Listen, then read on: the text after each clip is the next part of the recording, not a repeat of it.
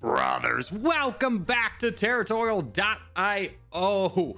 We are starting off today here in a 77 player free-for-all here in the world. And while we're in the world, I want to discuss something with you that has kind of become a little bit of a problem for me, and I'm hoping you guys have noticed it as well, is that the selection for the world and European maps has gone absolutely insane. I waited about 10 minutes for a game that wasn't Europe or the world that was also a geographical map, and it didn't pop up. And I very much understand that these are the most popular maps in the game. However, too much of a good thing is a bad thing. By giving us all of this, which is, the better maps, it really limits the variety of the game. Like the fantasy maps, yes, the non-geographical maps are not as popular, but they are a very dynamically different game than the geographical maps. And that's not even to say like the USA and so forth are not fun maps themselves. And where I kind of draw an issue with is if every map is the same, then we just lost variety and the game is less interesting. And I feel like too much of a good thing is a bad thing. So I'm really kind of torn on whether this is a good or a bad thing. I'd love to know your guys' opinion. I'm leaning towards like I am not a big fan of it. I really would like, number one, more maps and not to have the same kind of map rotation every single time. I love having the map variety, especially as a content creator. I try and bring you guys a different map every day, and that just gets really challenging when there's just 5 worlds, 2 Europes, and then 1 Middle East with like 10 people in it. But anyways, love to know your guys' opinion on that, as we have gotten off to a fantastic start here, as we have just absolutely dominated all of Africa while just, chatting about with the world. And we are in a great spot. Now, we could get ganged up on here, but I'm not too worried about it. I'm going to go ahead and actually boat over into Madagascar, grab the rest of that from the British Empire, and then I think I relax a little bit. My only real threat here is player 630. And looking down south, we have a bit of an opportunity. Let's go ahead and let's go down here. We'll save up before we get to that attack so we have enough troops to get that done. There's not a lot of troops down there. That's a really good opportunity for us to kind of steamroll ahead of this game. We already are ahead by 10,000 pixels, so we don't necessarily need to really do that. Player 630 is going into the GSL player. That's very interesting because I can get a lot of that land for cheap. Let's go ahead and just continue on that. And there we go. So we do have a substantial lead here. We are at 1 million. Player 630 is our closest competitor. He's about 800,000, so about 400,000 less than us at this point. And we can really gain a lot of territory down there in Antarctica. Drew has full sent me. Okay, we'll just wait for that to stop. Not too much of a threat there. We'll go back in him, and then we're down here. Wonderful. So we do have a corgi boy we're gonna have to contend with. That is a little bit unfortunate. Let's see if we can boat over and grab a little bit more land. I'm actually going to attack this corgi. He is rather weak. I am taking a bit of a risk here myself by going so aggressively. Player 630 could really hinder my game, but he's distracted up there, which lets me know, hey, I've got great opportunities to just keep expanding down here in the south. I don't know if he notices that I'm grabbing this much land down here, but we are absolutely skyrocketing to the finish line here at almost 50,000 pixels already, only 3 minutes into the game. We are going to really dominate, especially as we take out Corgi Jean, if you will. Is it Jean or Jean? I don't know. Anyways, we will take out this Corgi boy down here in Antarctica, who's only got about 300,000 troops left. We have 3 million, and we don't have to worry about 630 anymore. There's not really a coalition that can build against us at this point with our current borders. And there goes Corgi. He leaves the game and is now a bot. So that was a huge coup for us, not letting that guy build up, because he was in about 3rd place overall and could have been a thorn in our side, but we were able to take care of that rather quickly. So we're able to knock him off the board, and now we can just kind of have the pick of where we want to go next, or if we want to expand at all. We're 2 million away from our red interest mark. Now, looking at the board, I don't want to get in a position where I start building Goliaths around me. I think the best way to get that done is by going into, well, first off, let's just go ahead and take this guy out. He full sends right away, so we get a big chunk of Africa. I like having the 2 players on the western side of Africa, kind of as a buffer state to prevent anyone from boating directly into me. And now my goal is to really push into Asia and stop anybody from consolidating power there. Okay, I understand. Well, let's go ahead and just continue on this. Bot is my next target here, and we really want to get over into Asia, preventing anybody else from getting really big. So let's go ahead and take out bot. And then next, oh, you have full scent. Let's grab your land. Okay, plans have changed a little bit now that we hold the west. We'll have to keep an eye on boats, but I don't see any boats coming. We'll definitely take out Poland. And now I think I go on the beaches, and then Kingdom of Prussia. Now I am playing my borders a little bit conservatively here, even though I have a ton of troops. I just don't want to allow myself to get ganged up on it by anybody at this point.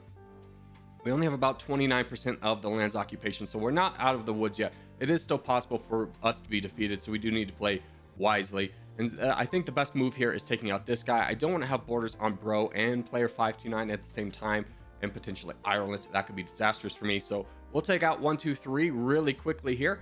And then, oh, Bro has full scent, and player 529 has left the game. So this is becoming quite the steamroll here, as we just had one victory daisy chained into another, as we'll take out socialism over here, and then we can focus in on player 529, this bot right here, who is aggressively attacking Bro, who had full scent previously. And then Ireland looks to be our next challenger on this part. We still have not caught up to our red interest mark. We are at 26 million. We are only at 14 million in terms of troops. Ireland has left the game as well. Very understandable. Oh, and for those asking about Facecam will return tomorrow. Took a little hiatus from that due to some technical issues. No fears, brother. I am not dead / replaced by an AI robot, as the comments may have you believe. Let's take out this guy. He has been just attacking me very consistently. Let's just grab all of his little islands away from him. Grab that. And this. And this. And you have Cyprus. Okay. That should be... Is this you? No, it's not. But we'll just take this out anyways. And we'll continue back into our attack on Ireland over here. So we'll slowly but surely start to take him out, able to really secure a strong position for ourselves there in Africa right away, which is kind of the whole thing with these games with the full sending allowed is, you know, you can, it's a lot of luck based. You can always put yourself in a position to get lucky, as I always say. And we got lucky, and then also put ourselves in the position to get lucky, especially boating down there into Antarctica right away. As many of you know, I'm not exactly the biggest fan of boating early. I think that is generally a mistake, but we just had a lot of opportunity down there, so we got lucky, but we positioned ourselves to get lucky. If we had allowed that corgi to grab all the land down there in Antarctica, this would be a completely different game. We wouldn't have nearly the advantage we do now. And now it's just about finishing things up from here and attacking the boys who are attacking me. Drew, that's not the person attacking me. We'll grab that land. I think that might have been you. And we'll grab Ireland over here and then start moving our way up into Iceland. So the boats will be coming out. We'll just continue to keep grabbing all the little bit of land that we have. We are at 68% of the land at this point. So we'll go ahead and speed through the rest of this game. I don't imagine anyone else is going to put up any kind of a challenge for us, as we just need to really boat over and touch down. We will be taking out everybody at this point, as most people are bots. So we'll go ahead and say GG's to all involved as we do speed through the rest of this one and move on to the next game. All right, next game up is going to be a 55-player free-for-all here in Caucasia. Full sending against humans is not allowed. We'll try and go for a little bit more of a difficult start here, considering that the first game was such a steamroll. We'll go right here. This is a pretty competitive spot. It is a very hard spot to win from, as you're very centralized and have a lot of neighbors around you. You can see the player below us is, yeah, he kind of knows he has a good spot and knows we're in a bad spot. So he's positioning himself closer to us, essentially to be like more competitive for the land that that the two of us could potentially get together, knowing that he has a bunch of free land behind him.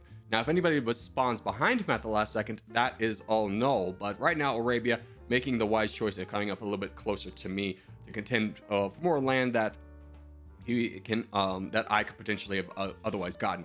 Now, we do also have a few neighbors. We have Gus, Germanreich, and Mummenjoyer. What a name. Okay, so Arabia down below us is aggressively expanding. I don't necessarily agree with that, but I understand his reasoning why. We'll go into our infinite growth phase right here, just to contend with him a little bit, as we do earn an early crown. Now, obviously, that doesn't mean much in the beginning of the game, but we'll just continue to keep grabbing bots where we can, trying to pick off the weakest ones as possible. Do we have a real expansion path? Not really. We are just going to expand where we can. Again, this being a very dangerous spot, there's not necessarily I didn't pick the spot with a growth pattern in mind, if you will.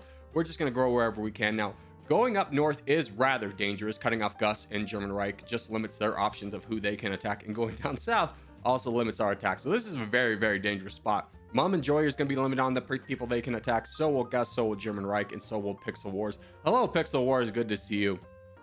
Long time commenter.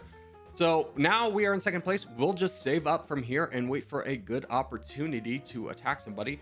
We don't need to rush into anything. I do see that Pixel Wars is getting attacked by Croatia, but that's not something we really want to get involved in. Right now, we just are saving up. We'll take an alliance with the German Reich, at least for right now, as kind of our little buffer state. Now, Arabia is attacking me. That is weird because I just saw him get attacked by Momenjoyer. I'm not sure his reasoning here, but we will just ignore it. That's the best thing you can do in this situation. Typically, these situations end with, you losing. If a weaker player just consistently attacks you for no reason, it's a downhill battle. Other people will gang up on you. But the only way we can survive is just ignoring it and hoping it goes away. Mom and Joyer has joined in on attacking me as well. Brothers. What is happening here? Okay, so we have a little bit of potential gang up opportunity, but Arabia turns on Mom and Joyer. Mom and Joyer now ask for an alliance. We'll take that alliance. Anything for you to stop attacking me. Now, in this situation, we could take our wrath out on Arabia, but honestly, I want Mom and Joyer to get a little bit more of Arabia.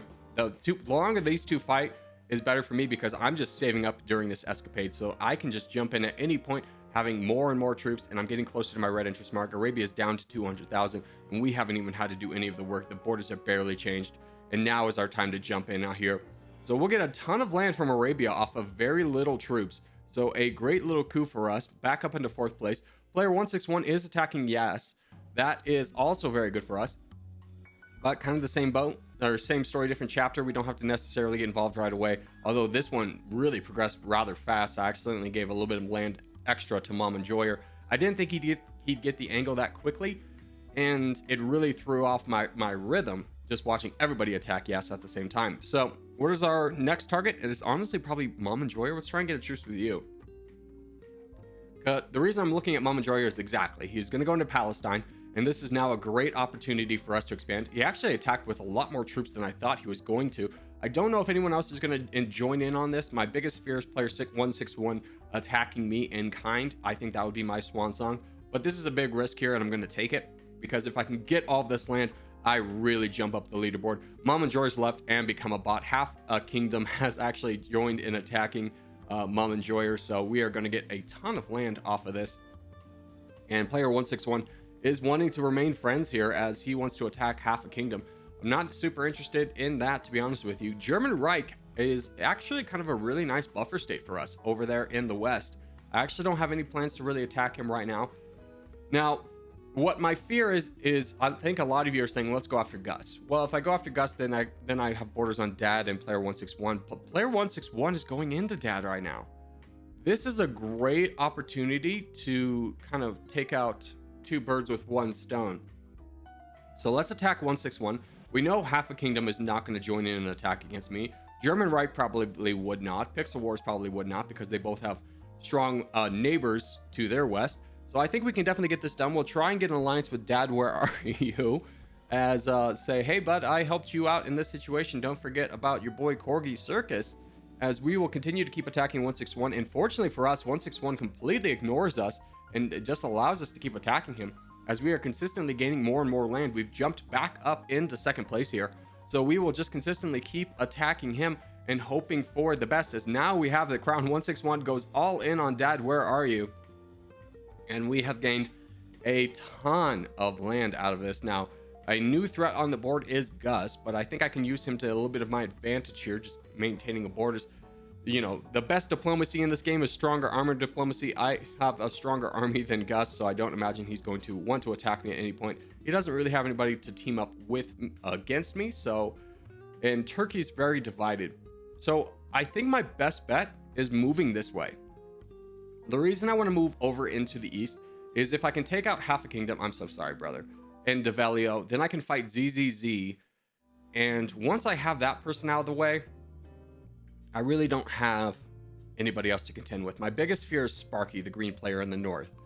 But looks like Gus is actually going into Omega right now, which means if Gus cuts off Sparky from ZZZ, then all of my fears are negated. I can easily just go into ZZZ and potentially have an isolated 1v1 because Gus is going to have to worry about Sparky attacking him from behind.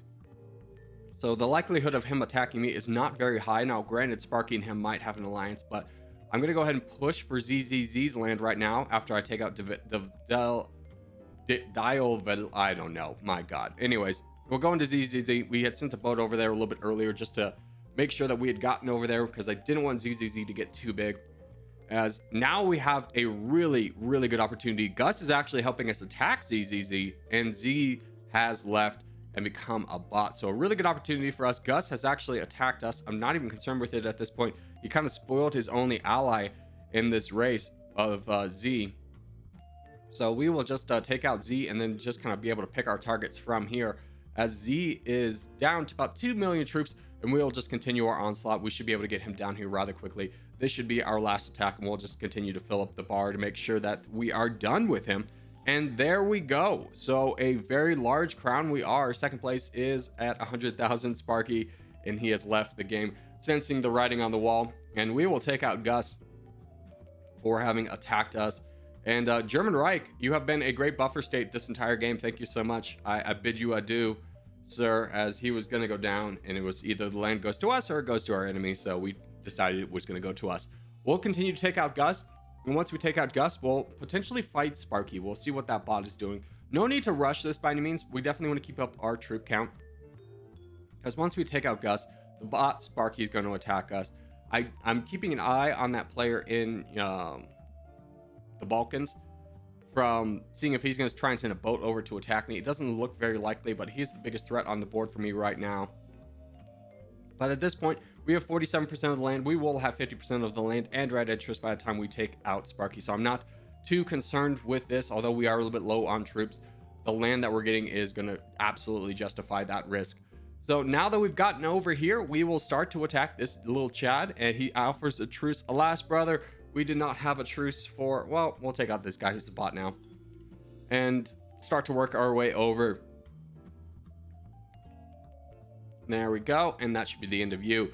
So we'll take out this player over here. He played a good game, but both of these games, we just got really big really quickly. A couple of good opportunities for us, understanding what our neighbors were, our neighbors' borders, and what their potential thought process was, really played a role in this one. Now, obviously, we did get a little bit lucky. We played a little bit risky and didn't get punished for it. I do stand by the fact that, our neighbors had borders that would have prevented them from wanting to attack me, but it all works out in the end as we get the little victory here. So GG's to all involved. We'll give a kissy face for the boys. Did I give a kissy face in the last game? I can't even remember. We'll go ahead and take out this guy. That is not 99. That is 99. So GG's to all involved. Thank you guys so much for watching, and I'll see you in the next one. And a special thank you to all of my members, with a shout out to producers Chris, Mitchell, Dorker or Not, Serious Potato, Antic, Serpa, executive producers Miskits, The Mallard, Noob, Rex, A137 in my element, Mason / Aurelius, Morwin, BB, Ratsuka, Robert, Sakari Scarlet, Rob Coleman, Uther Ekana, Tomato TG, Brock Lowry, Ogan Gabriel, Demented, and Chickens. Thank you guys so much, and I'll see you in the next one.